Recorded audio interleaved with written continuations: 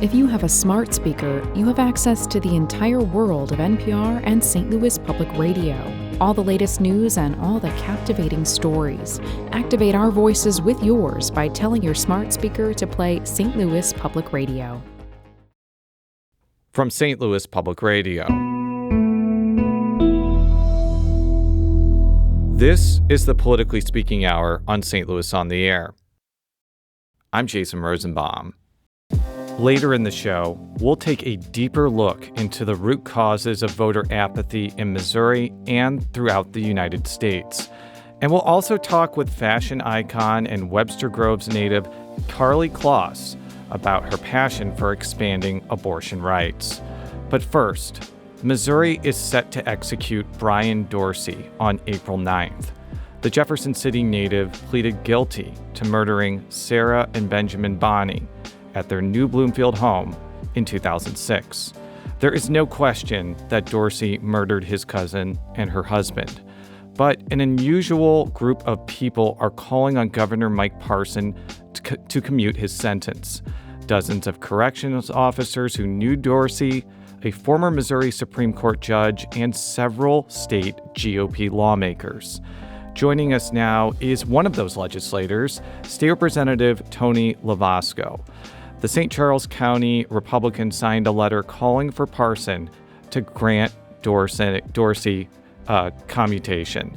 Representative Lovasco, welcome to the Politically Speaking Hour on St. Louis on the Air. Thank you for having me.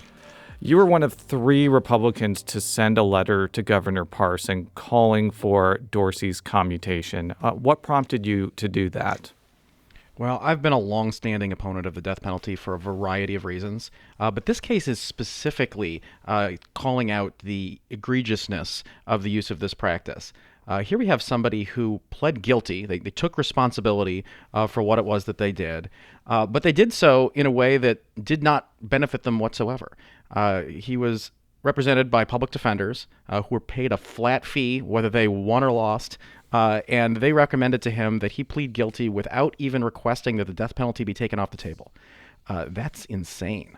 Why on earth would anyone in their right mind do that? And I think it demonstrates very clearly that the system is very well geared against the person that is defending themselves.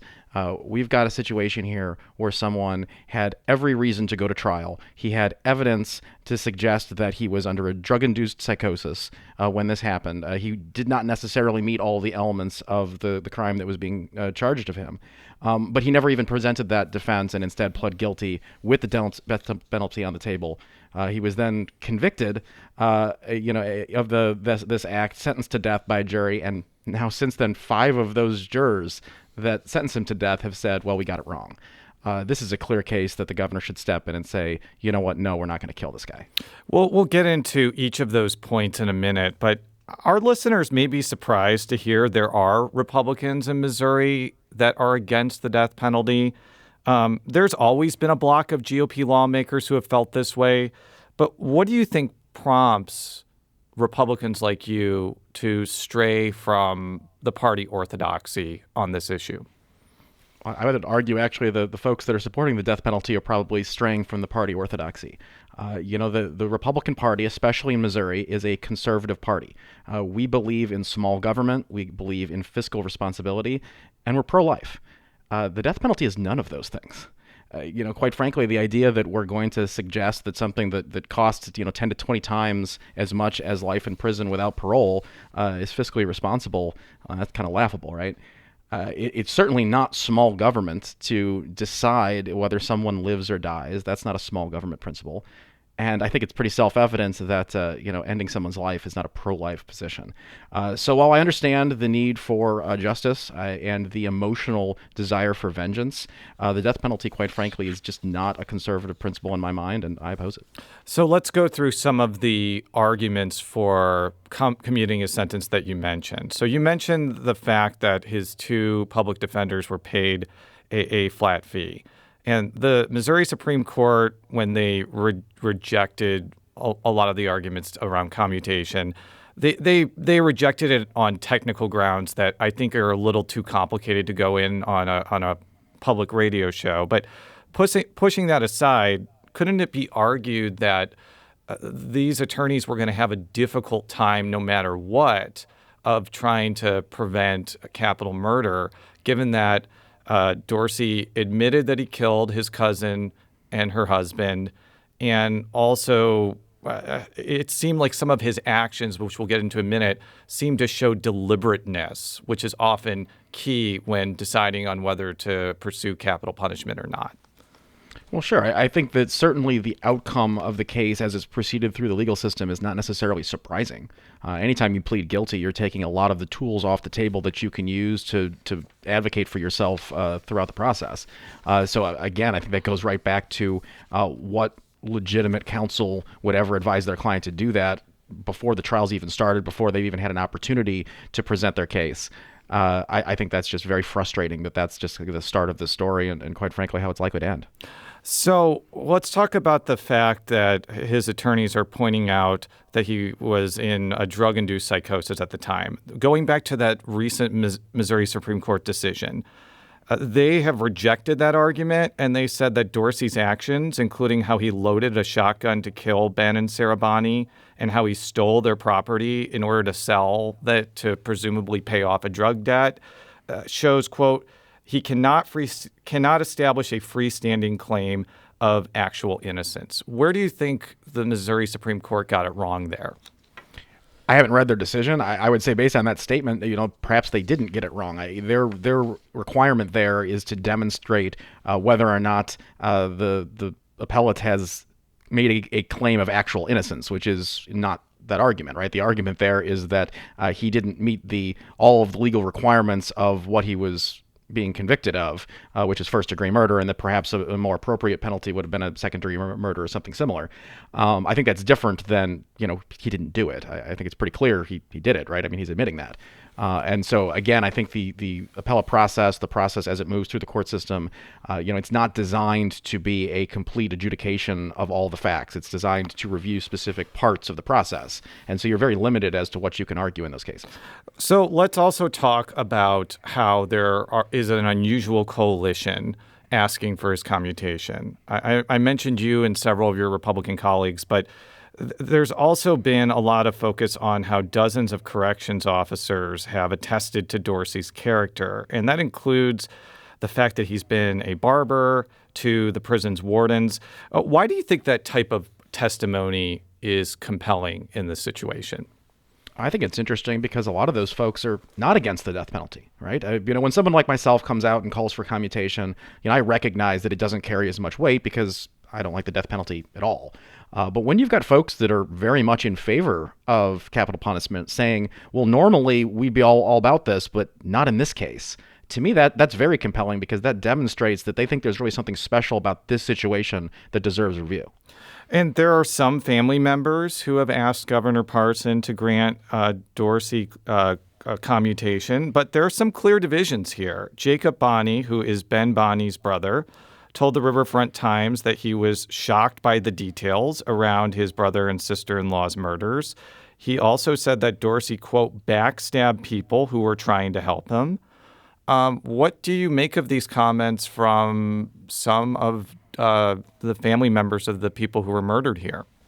I mean, I can't claim to know the details of the case sufficiently to argue one way or the other there. I can say it's perfectly understandable that folks that knew and were related to the victims would have opposing views and would want to see Mr. Dorsey put to death. That's certainly something that I think everyone can understand.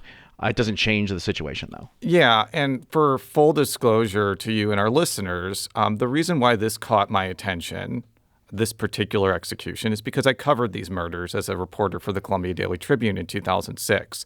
I didn't talk with any of the family members, but I did talk with the neighbors of the Bonnies, people that worked with them, people that knew them in the community.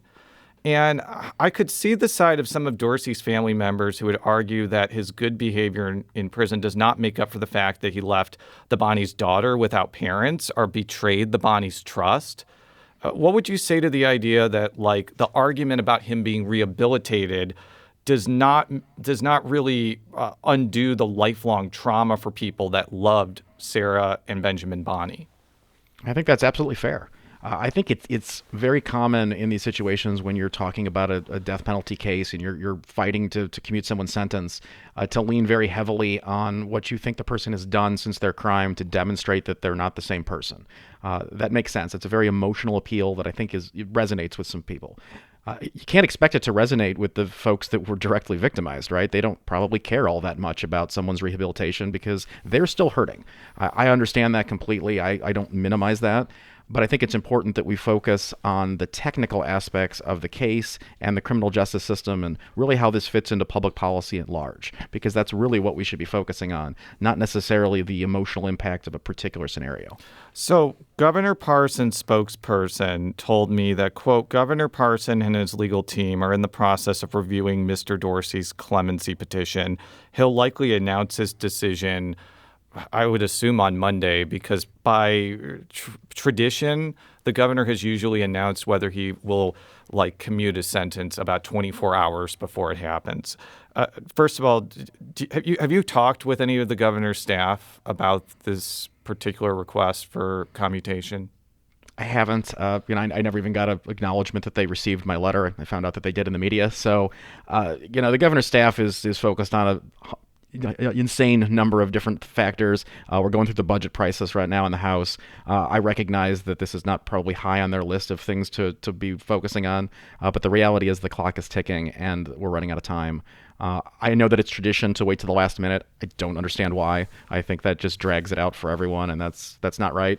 I think they should make a decision and they should get back to people. Do you think that the message that you're trying to convey, as well as all these other people we've talked about, and we didn't even mention the fact that former Missouri Judge Michael Wolff, who was on St. Louis on the Air earlier this week, is also calling for his commutation. Do you think that this chorus of people calling for his commutation will get through to the governor? Oh, I'm sure he'll be briefed on everything. I'm sure he'll be given the letters. Whether or not that weighs in on his decision, I honestly don't know. I can't imagine being in his position and having to make what is literally a life and death decision and the stress and weight that must put on you. Quite frankly, it's easy for me because I would just commute them all because I'm against the death penalty. But for someone like Governor Parson, who very much favors capital punishment, having to make an exception to what he would consider the normal rule, it must be difficult. And so I get that he has to take it seriously and he has to consider all of the evidence and all of the factors in favor of commutation. So I have faith that he'll make the right decision. Well, I know, at least from a secondhand account, that he does take this seriously. I read through Parson's biography, No Turning Back, this past weekend, and there were a number of notable passages about how Parson often agonizes over death penalty cases, and he does see the power of rehabilitation, partially because it talks in the book about how he made a lot of mistakes as a youth that got him kind of in trouble with the law. But since he's become governor, I don't recall him commuting any death sentences. So are you concerned that this situation is really not going to deviate from what he has done since he's become governor? The statistics would suggest that, sure. There is also, of course, a political component that you can't ignore. There has been countless cases where a governor has commuted a sentence, something has happened, someone's offended again, that sort of thing. Obviously, that's not applicable in a life without parole scenario. But of course, anytime you're reducing someone's sentence, you're kind of taking on any actions that they might take after that as a potential political hit to your future. But quite frankly, that's not applicable here, right? The governor is retiring. He's not running for president. He's not going off to do something else. He doesn't need to worry about the political ramifications of his decision, and he can focus solely on what's right. Not to say he hasn't done that in the past cases, but I think there's a certain clarity that comes with leaving the office that I hope will help to guide him here. During a previous episode of the Politically Speaking Hour on St. Louis on the Air, we spent a lot of time analyzing a poll from St. Louis University and YouGov, and it found that 62% of respondents favor using the death penalty in cases of first-degree murder. Are you surprised by those numbers, and what do you think would need to happen for a position like yours to become more accepted in public polling like that? I think, unfortunately, we just have to have something very egregious happen. I think that the tide turns the moment we have someone who is executed that is later found completely innocent without a shadow of a doubt. someone that's a sympathetic person that people can relate to and resonate with. If we ever have a situation where someone can think, you know what, this could be me, I could be in that situation, it could be my loved one that's being put to death when they didn't commit a crime, I think that's what turns the tide. I think the unfortunate reality is cases like Mr. Dorsey's are not going to move the needle because, I mean, he did do it, right? It's not nearly as sympathetic a case that most people are going to need to change their position on such a core issue. So we've got a lot of work to do, quite frankly. You're not the only person who signed this letter. There were, I think, a Representative Chad Perkins of Pike County and I believe Representative Jim Murphy of South St. Louis County. Have you talked with your other Republican colleagues about your collective opposition to the death penalty, and what has been kind of your, if you have, if the answer is no, then I guess this question isn't really applicable, but if you have, like, what has kind of been some of those conversations that you've been able to have? You know, I have. So last year, I made an amendment during the budget process to defund capital punishment throughout the state. We asked for a roll call vote, and we got 18 Republicans voting for that measure. And there were some surprising names, folks that I hadn't had the conversation with previously that came up, and I went to many of them and thanked them for their vote, and we did have some chats. And the one thing that I kept hearing time after time was, how can I put on my flyers, how can I go door to door that I'm 100% pro-life and sign on to the government killing someone? I just can't do that. I just heard that from multiple people, and I think that's really what's ultimately driving a lot of folks is that pro-life nature that really so many Republicans have. Yeah, I've actually encountered some legislators who are not necessarily Republicans, but I do. This was before your time in the legislature. Democratic State Representative Paul Quinn, who was very much opposed to abortion rights, was also very opposed to the death penalty as well. But as you kind of alluded to, not everybody takes that view. I think there's a situation where people are against abortion rights and for the death penalty. Do you see that as inherently contradictory? Because from my recollection, I don't even think like Missouri Right to Life like judges somebody if they're for the death penalty but against abortion rights. Right, it's not even on their survey. They're neutral to it. I think it's a contradiction. I would argue we either value life and believe that one of the purposes of government is to protect it, or we don't. Now you can argue whether or not an unborn baby is a life or not. I think there's a lot of folks that take the opposite position that I do there. But the reality is, if you're going to argue that it is important to outlaw abortion in order to save life, I think it is incredibly important to recognize that if you're also enabling government to take a life in a premeditated fashion, not in the defense of others or in a necessary moment, you're a little bit hypocritical there. And I don't think it's intentional, and I certainly understand the emotional side of it and why people get to that position. But I think we should strive to be better than that and be consistent in our positions as much as we can. Have you talked with any of the 3 Republicans who are running to succeed Parson about their stances on capital punishment? I've not had that opportunity. I've talked to them about a variety of other issues, but that particular thing has not come up in the limited time we've had a chat. State Representative Tony Lovasco is a Republican lawmaker from St. Charles County. He was one of several GOP legislators who want Governor Mike Parson to commute Brian Dorsey's sentence before he's executed on April 9th.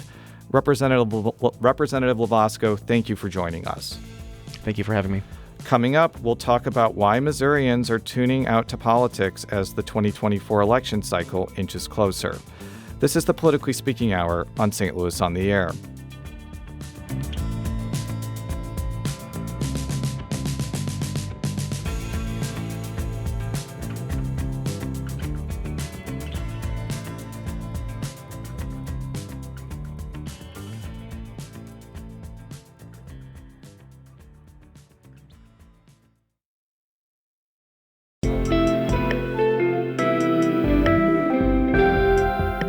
The Gateway brings you the day's news each weekday from around the St. Louis region and the state capitals in Jefferson City. Our schools are accredited.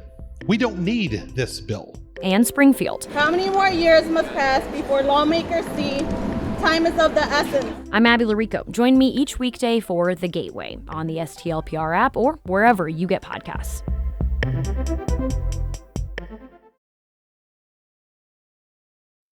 Welcome back to the Politically Speaking Hour on St. Louis on the Air. I'm Jason Rosenbaum. If you're immersed in the world of politics, it may seem strange to encounter people who are decidedly apathetic about government, elections, or the political process. But in many respects, political obsessives like me are deviating from the norm, as lots of people in Missouri and around the country are expressing discontent and apathy as the 2024 election cycle churns on. So how deep is voter apathy in 2024? Joining us now is St. Louis University's Ken Warren, a political science professor and an expert in public polling. Warren has been involved in the SLU YouGov poll, which we talked about on a recent episode of the Politically Speaking Hour on St. Louis on the Air. Professor Warren, welcome to the show. My pleasure. There are ideas as to why voters become apathetic, but what has surveying and research found as to the reason folks tune out of politics? There are numerous reasons for it. Of course, one is issue salience, that people aren't interested in the issue. So they, you see very low turnout, for instance, in municipal elections and special elections, because there are issues that people just aren't interested in. A lot of people actually do not follow local government very much, so municipal elections frequently are down below 20%. In special elections, they've been known to drop below 10%. The polls have been conducted on why people don't vote, which of course reflects voter apathy. And the main reason people giving for not voting is disinterest.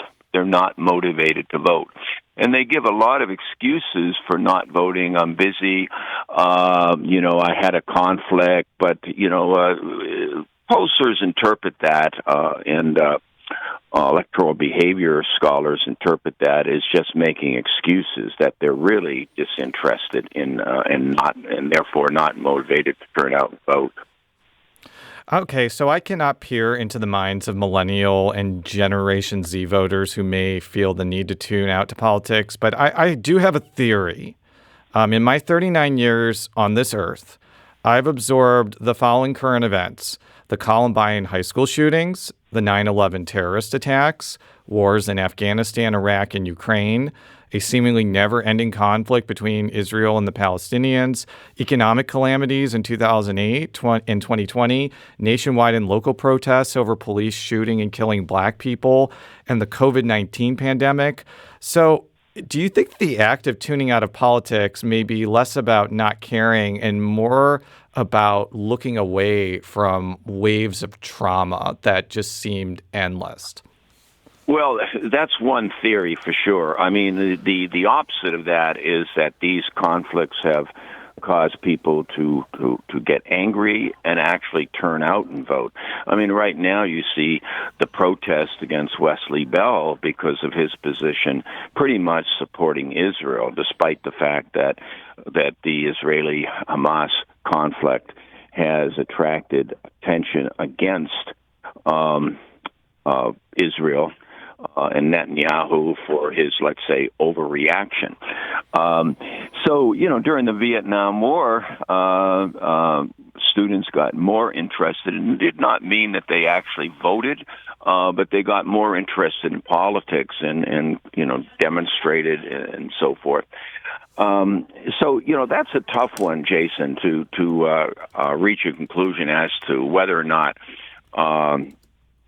events, crises, wars going bad, and so forth actually cause voter apathy. They might cause more interest, actually, in the election, because they want to vote for candidates who support their side or vote against candidates who do not. One of our listeners gave a good example of how the state of politics makes them want to tune out. Morgan Bradley shared on Instagram that staying engaged with politics is, quote, draining because what she sees is, quote, too much debating back and forth. It's a circus. I need an Excel spreadsheet with facts and falsehoods. And you kind of mentioned this. It's a chicken and egg situation where, like, nasty debating about the blurry lines between fact and fiction could lead to discontent and apathy. But without engaged voters, there could be more misconceptions and more misinformation and more lies that rise to the surface. Is there a solution, both of these issues being connected, or are they two problems that need to be addressed separately? Well, I stand in front of students all the time. Of course, these students are mostly engaged because I'm a political scientist teaching mostly political science students, and so they are more engaged. However, they are turned off by the politics of the day, the bitter polarization that really is something that you might say, oh, well, we've always had it. No, that's not true. Studies have shown that polarization has increased like crazy since the 1990s, when essentially Newt Gingrich, started, known as the bomb thrower in the early 1990s, started attacking Democrats with a lot of bitterness. And even the Bush administration at the time did not like that. They were not. George H. Walker Bush was not any friend of Newt Gingrich, and they had infamous arguments over Newt Gingrich's action. Well, since that time, the Democrats, of course, reacted, and that has gone back and forth to widen polarization, and that has caused a lot of people to withdraw from politics. That's true. Now turnout has been record-breaking, by the way, and like in the last few elections. But why has that been record-breaking? It's not that they like the candidates. In fact, Nate Silver points out in the last two elections, the candidates have not been liked at all. So in this race coming up, the voters are looking at these two candidates, and as you know, they don't like them. And it's the second worst, perception of negative attitudes toward the presidential candidates ever. And the only other one that was just before in 2016, when voters did not like Clinton or Trump. So, yeah, this is not going to be a big turnout to turn out and vote if you don't like the candidates, you might say. But on the other hand, look at the fact that you had record-breaking turnouts in the last few elections. In 2020 and 2022, that's what you mean? No, 2016 and 2020 the presidential elections.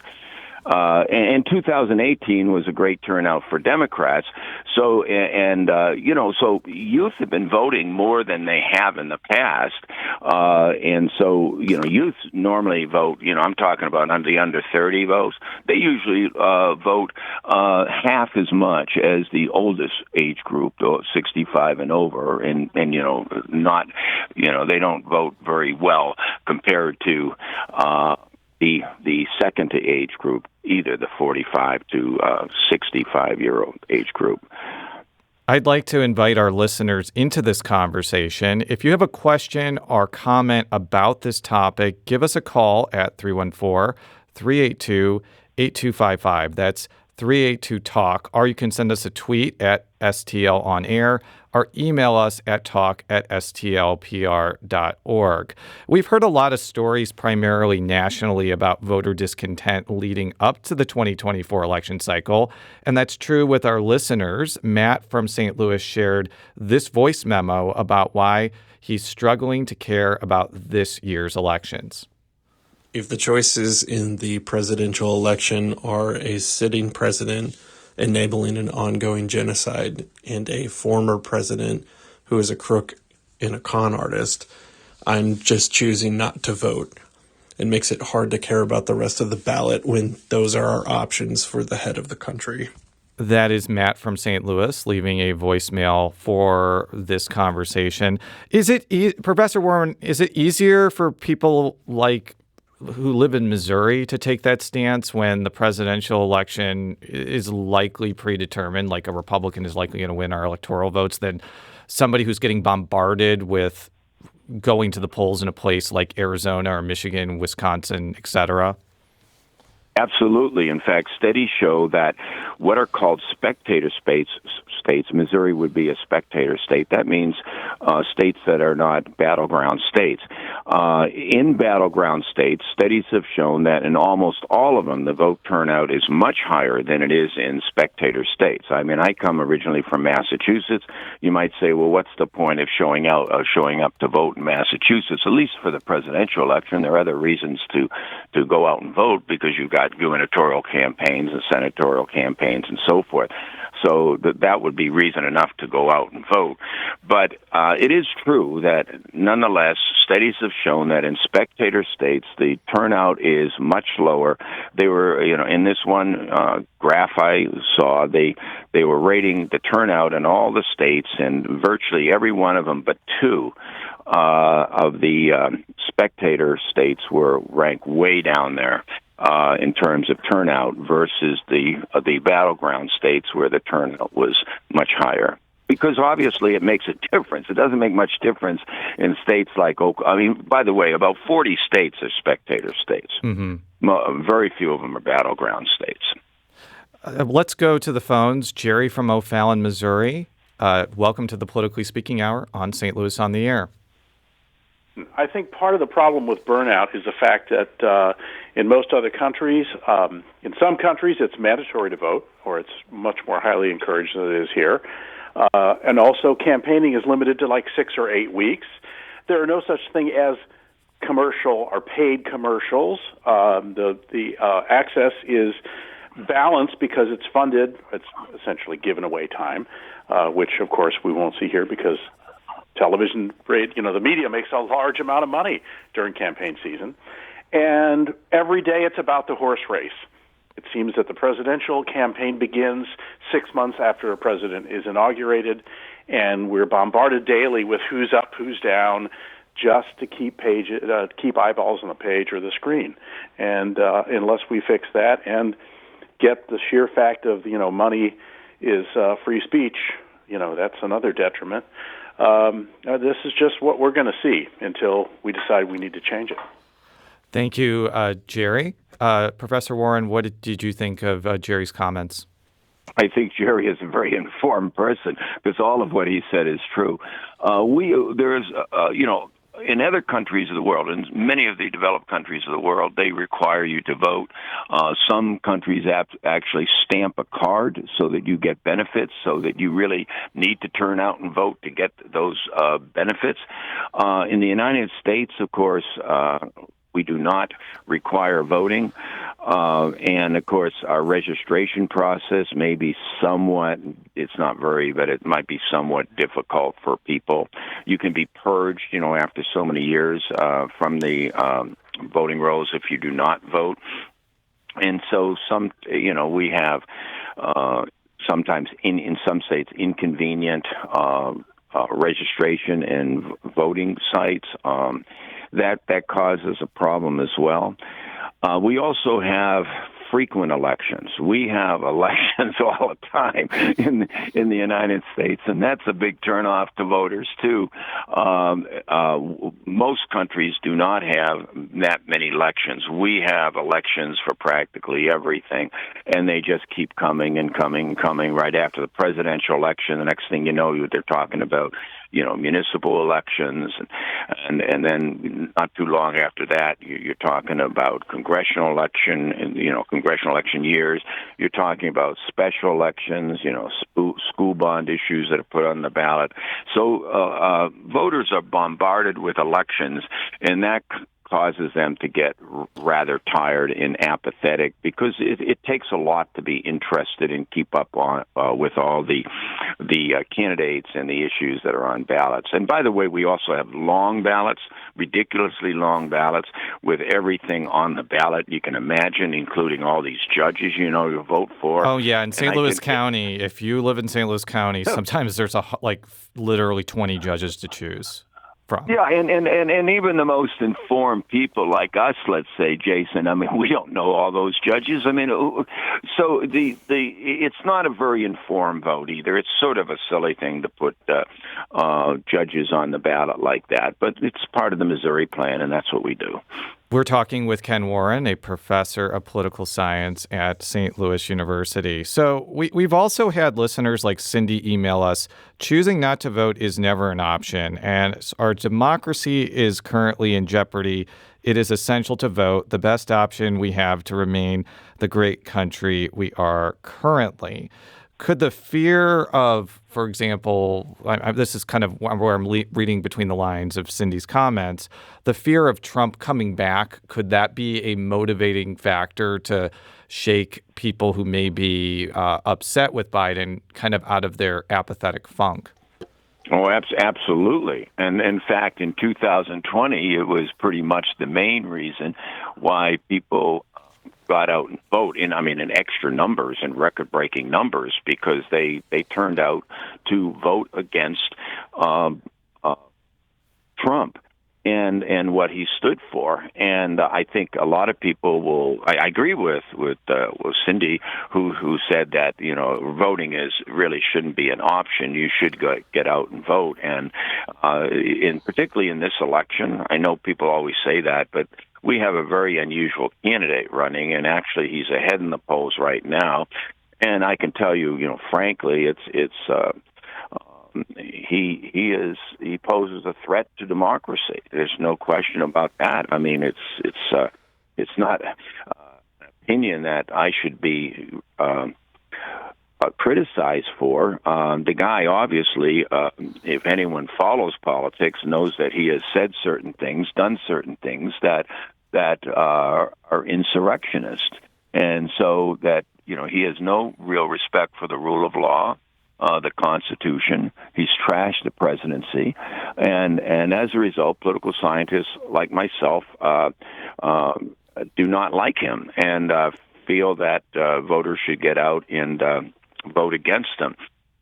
But he has a cult following, Jason. He's very popular. If the election were being held today, he would win. He is ahead in virtually every battleground state, and even in some beyond the margin of error, states that he lost last time. And so, regardless of what he does, we political scientists look at the electorate, and we can't understand why the plurality of voters want to elect him again. Let's go back to the phone lines. Pierre from St. Louis. Welcome to the Politically Speaking Hour on St. Louis on the Air. Yeah, let me say hello to my former professor, Professor Warren. Hi. Hi. What I wanted to say was that I think democracy is on the ballot. I think that if we look at where we are right now, 2016 is the barometer from which we look at. If you choose to sit out on this election, Trump could win. And the problem with that now is that we don't have to speculate anymore about who he is, because he has shown who he is in his presidency before. So I think that we have to vote the lesser of the two evils if there are individuals who don't think that they can support President Biden. But at the same time, democracy is on the ballot. And if you think that we are having problems now, the day after the election in which you have a dictator who wants to run the United States is problematic. Thank you, Pierre, for your call. Professor Warren, do you have anything to add to Pierre's comments? Well, Pierre was one of my good students in the past. In fact, I went to his wedding. I'm glad he called. And I agree with what Pierre said. I think that he's learned a lot, knows a lot, and he realizes that democracy is on the ballot.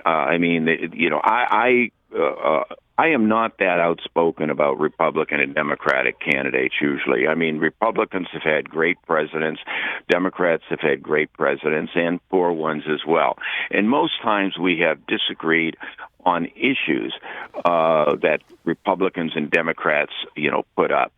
But this is different. As Romney said when he, backed out of, supporting Trump, He said there were three reasons that I considered. One, his stance on foreign policy, and he said, well, I disagree with him on foreign policy because I'm mostly a globalist and believe in mutual defense pacts and trade agreements. On domestic policy, he said that he mostly agreed with Trump on most of his domestic legislation. But he said the third one was character, and he said that was a deal breaker, that Trump's character is in the dumpster, and it is, as Pierre just said, all you have to do is look at what he says, what he does. What he said today, a few days ago about illegal immigrants, that they're just animals and stuff, and how we referred to countries in the past very crudely. The president of the United States doing that, that's embarrassing for Americans to see their president saying those kind of things and acting the way he does, and lashing out at all people he doesn't like or aren't his supporters. That's ridiculous. In the 1 minute we have left, you said that you expect the turnout to be lower than 2020. Is it possible that maybe a current event we haven't seen yet, or maybe an issue like abortion, could maybe cause turnout to jump over expectations? Yeah, that's a good question. And, turnout would be expected to be lower only because it was so record-breaking in 2020. Are people worn out looking at these two candidates? Biden's age, frankly, and it's not his fault. There's nothing he can do about it. But his age is a big factor. I mean, polls show that, the overwhelming percentage of Democrats and Republicans think that he's too old to serve. I think that events coming up could change, how people feel about this election. And it's, we can only speculate what the turnout will be in November. Ken Warren is a professor of political science at St. Louis University and is also a subject matter expert in polling and public opinion. Professor Warren, thank you for joining us. Oh, my pleasure, Jason. When we come back, we'll talk with fashion icon Karlie Kloss about her passion for abortion rights. This is the Politically Speaking Hour on St. Louis on the Air.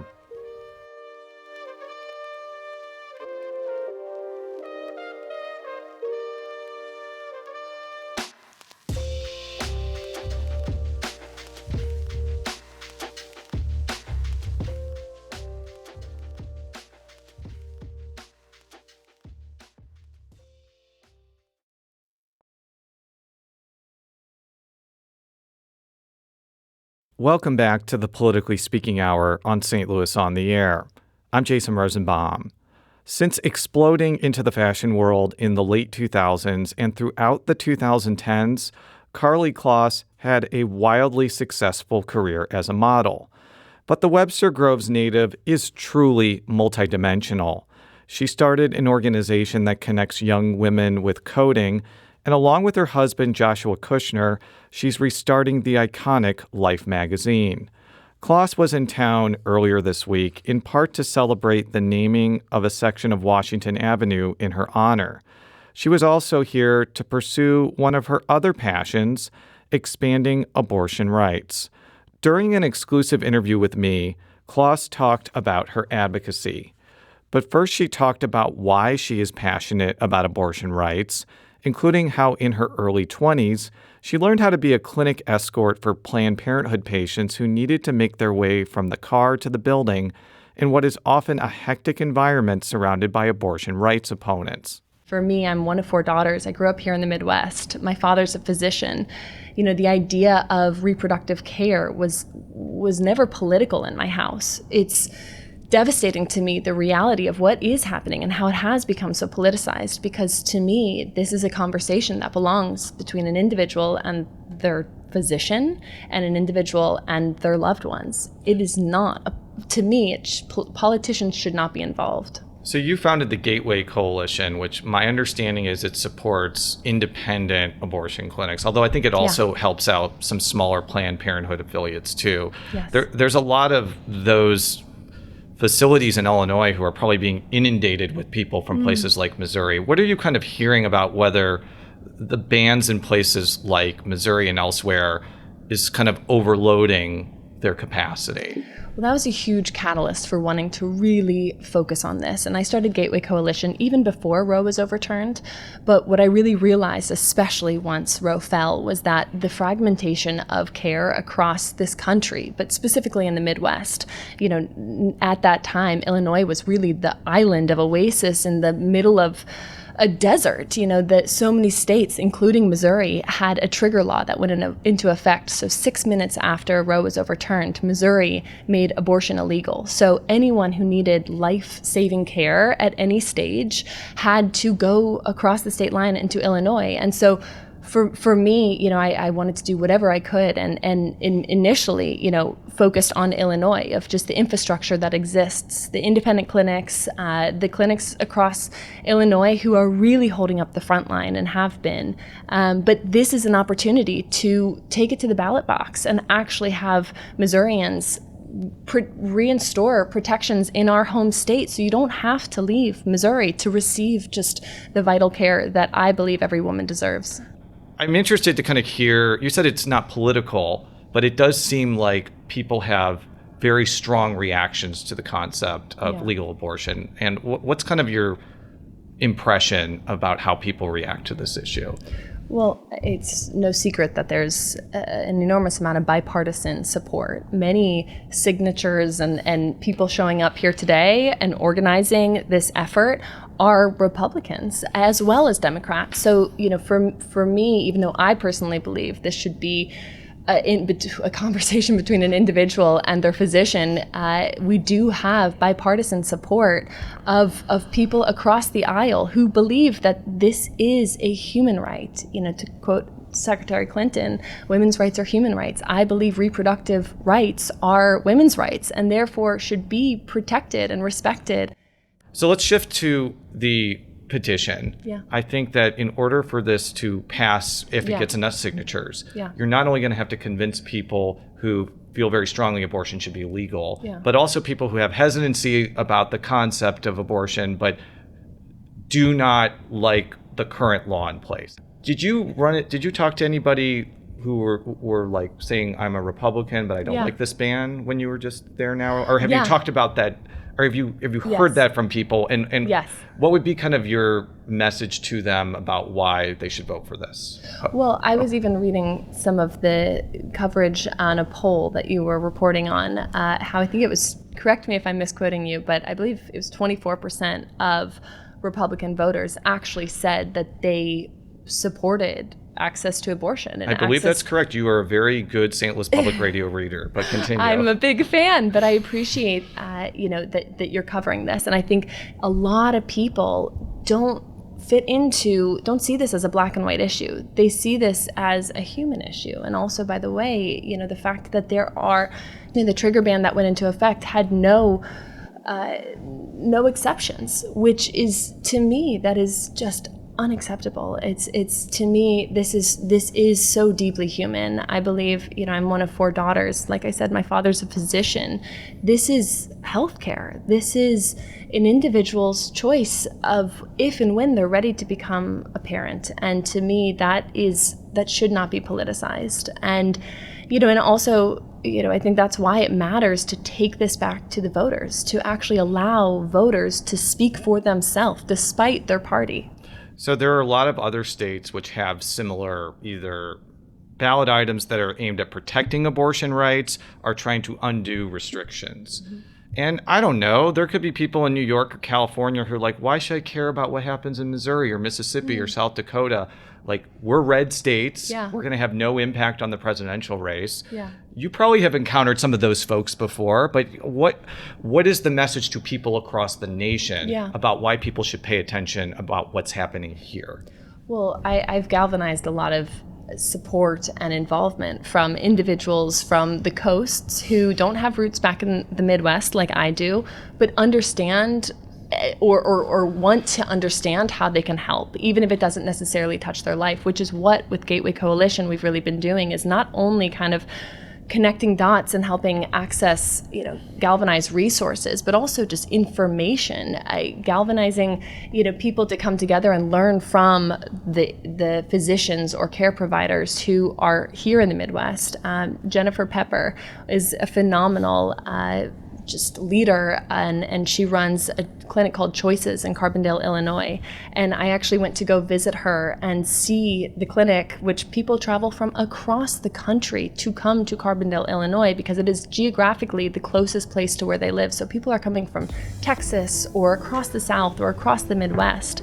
And to me, it's so important, and I think anyone, it doesn't matter where you're from, understands why it matters to have access to safe legal care near where you live.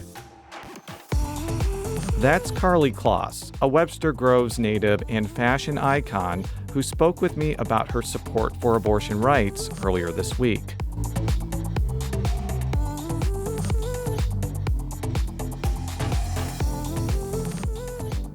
The Politically Speaking Hour on St. Louis on the Air is produced by Jason Rosenbaum, Alex Hoyer, Emily Woodbury, Danny Wysentowski, Maya Norfleet, and Elaine Cha. Audio engineering and sound design by Aaron Dorr. The politics editor is Fred Ehrlich, and our production intern is Roche Hemmings. St. Louis on the Air is a production of St. Louis Public Radio. Understanding starts here. St. Louis on the Air proudly supports local artists by using music from Life Creative Group. Do you find yourself regularly listening to episodes of St. Louis on the Air? Suggest us to a friend you think might enjoy our conversations. And leave us a review and rating on Apple Podcasts on the App Store. It's the simplest way to help people discover our show. Thanks.